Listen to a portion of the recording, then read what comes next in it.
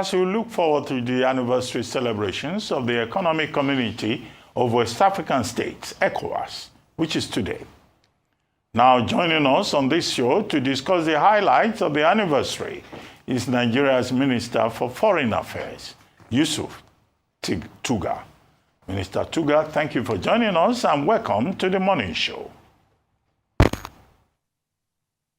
Morning, Dr. Ruben. Good to hear your voice. Thank you for joining us. Well, quickly, let's just start with you talking about the achievements of ECOWAS at 50 and the challenges going forward, and also the role of Nigeria in ECOWAS and what the priorities should be, because Nigeria is always the Father Christmas, either in ECOWAS or in the African Union.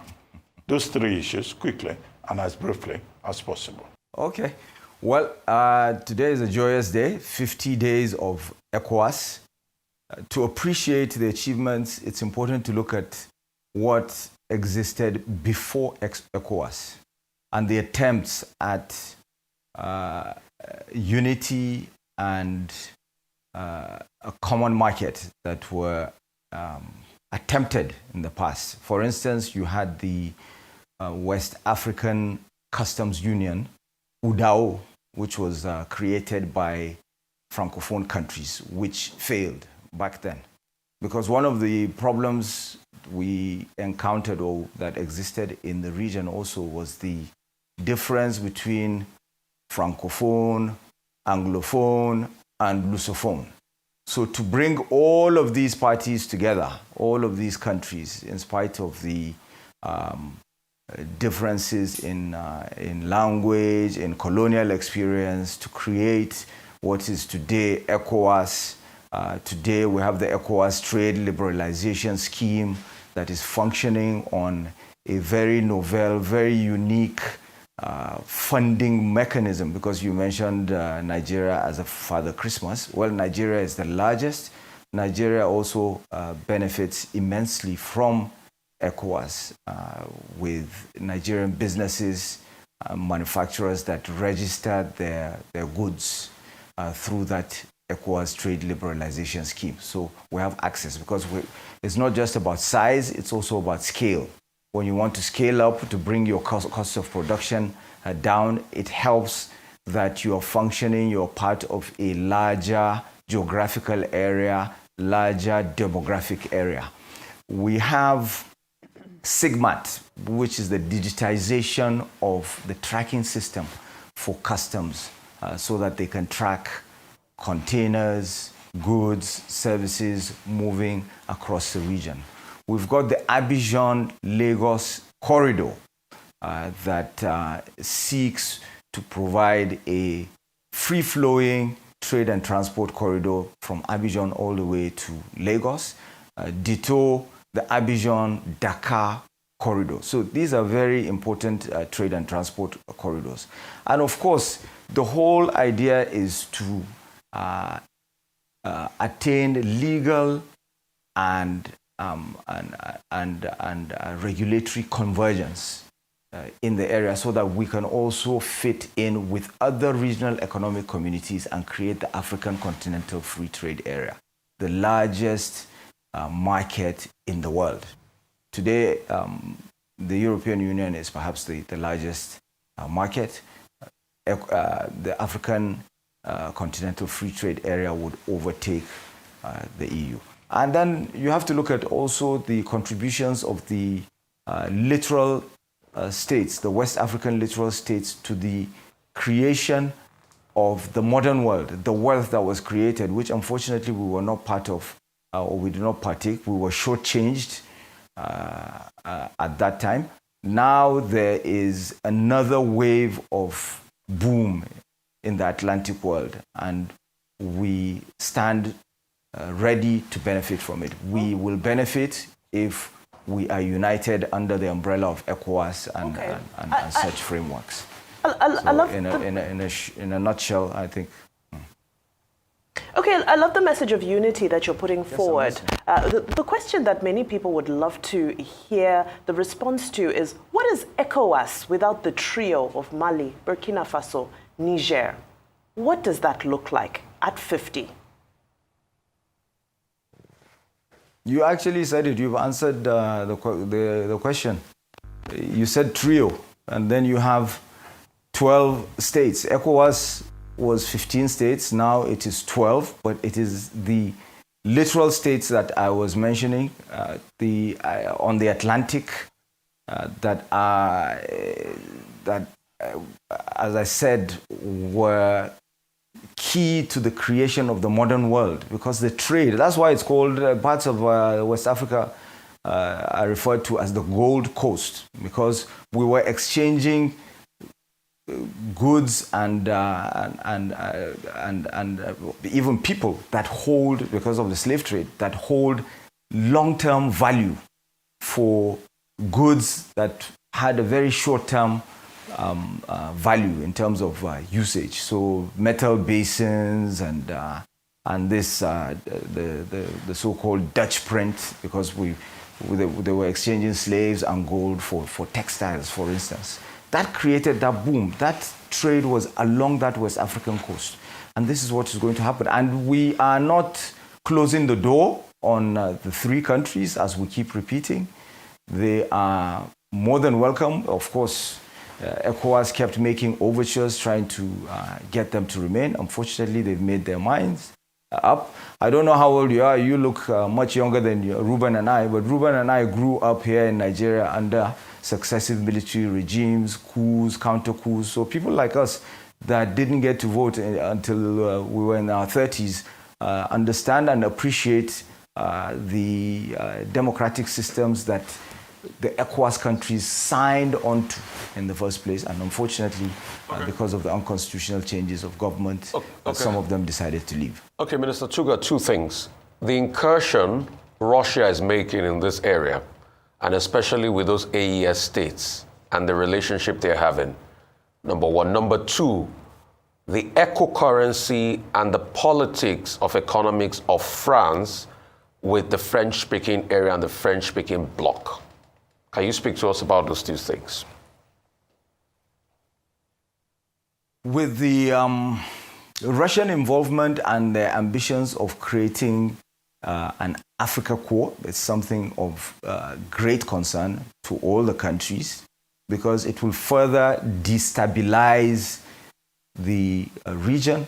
It would further destabilize Africa, because you can see that their ambitions with this Africa Corps and the involvement of Russia and private military companies, if you will, in the Central African Republic, and now with this involvement in Niger, Mali, Burkina Faso, you can see that it would create an arc more or less around Nigeria. So the only missing link now in the puzzle is Chad. So we're quite concerned about that, which is why we continue to engage the Russians. Other countries are also very much concerned about that. But the fact remains that we have to collaborate, we have to work together with all of these countries to bring about peace, to fight terrorism in the region. Russia should be aware of what transpired in Dien Bien Phu in Vietnam. You will remember when the Americans went out, the French came in, and they both ended up losing disastrously and pulling out. So now we have a situation where there was G5 Sahel, there was Operation Barkhane in the Sahel. Nigeria was not invited to it, it was not a party to it. And clearly the French lost out. The European Union lost out with its EU Sahel strategy. They pulled out. And now the Russians are gradually, getting involved. So they have to be careful. They have to realize that for these sort of peacekeeping operations or measures to be effective, you have to involve countries like Nigeria. We led ECOMOG, and we succeeded in peace building where other countries have not succeeded in other parts of the world. Sierra Leone, Liberia, they are clear examples of what Nigeria can achieve.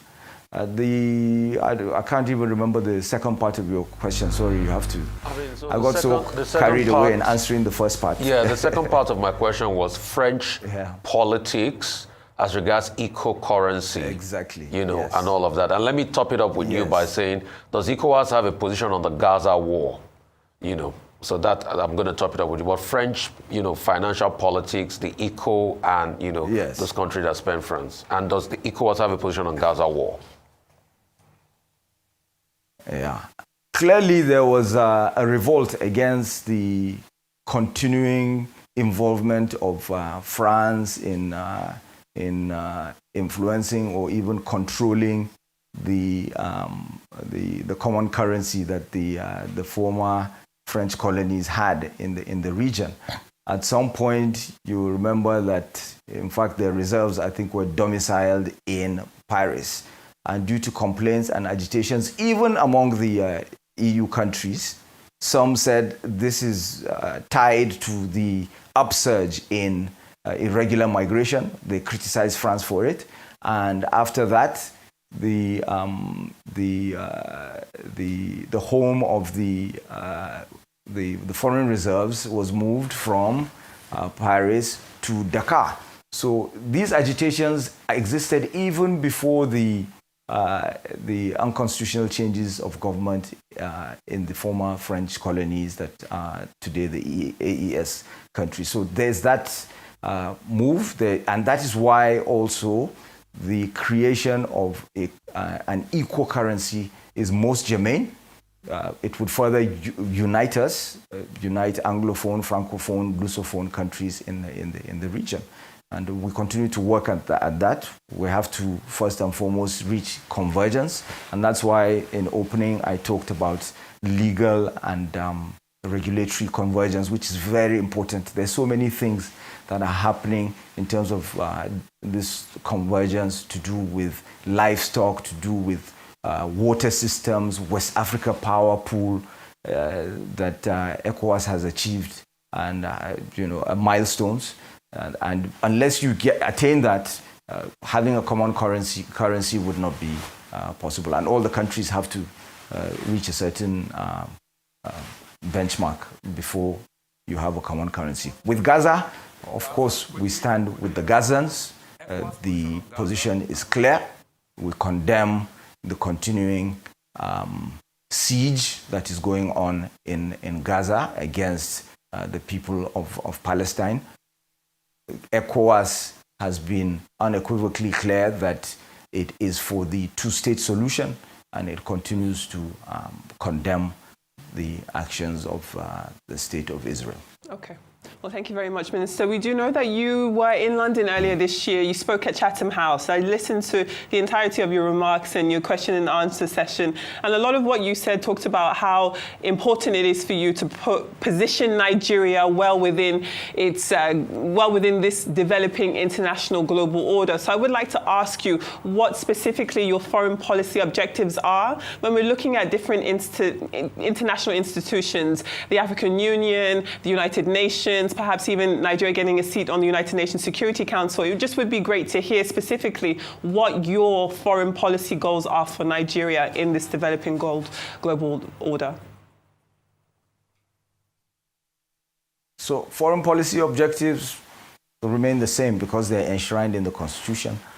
It is our region, our continent, Africa, to continue to work with them, because those who I would refer to, I guess, as the founding fathers of Nigeria, because this has been consistent in Nigeria's constitutions, realize that we need scale and we need the continent. Because if today we're even 220 million and we're going to be 400 million, we need to engage our continent, we need to engage other markets within that region. And the only way we can do that is if we get along with our neighbors and those that we share this continent with.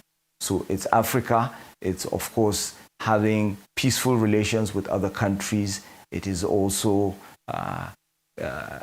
recognizing and abiding by our commitments, our the agreements we enter into, the treaties, and so on and so forth. So there are 5 of them, they still remain the same. But in terms of the foreign policy agenda of the Tinubu administration, from the get-go, it was clear. It is strategic autonomy on the pillars of democracy, development, demography, and diaspora, which allows us to engage with all these countries that we want to live with in peaceful coexistence. But understanding that first and foremost, we clarify, we identify, and we put forward our national interests.